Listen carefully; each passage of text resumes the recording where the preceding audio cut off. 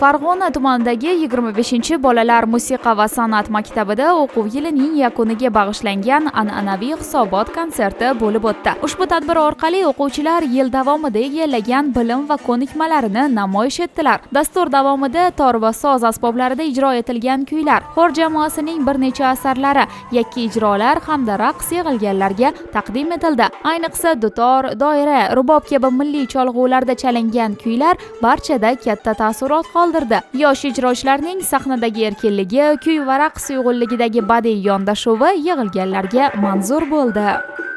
Bu yo'nalishga yoshligimdan beri qiziqqanman va birinchi bo'lib bu yo'nalishga, bu maktabga meni oyijonim olib kelganlar.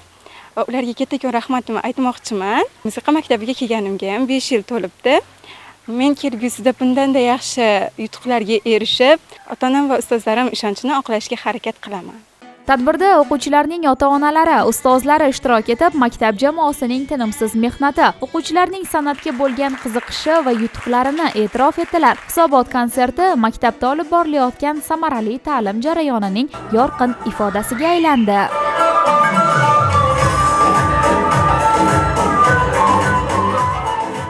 Maktabimizda hozir 150 dan ortiq o'quvchilar o'qiydi. Ularning ichida xalqaro respublika ko'rik tanlovlarida g'olib bo'lib kelishyapti. Mana 2024-yilda Rossiya davlatining Sochi shahrida 12 ta davlatlar ichida ikkinchi faxrli o'rinni egallab qaytdik. Kuni kecha bo'lib o'tgan respublika tanlovida ham faxrli birinchi, ikkinchi o'rinlarda o'quvchilarimiz olib kelishyapti.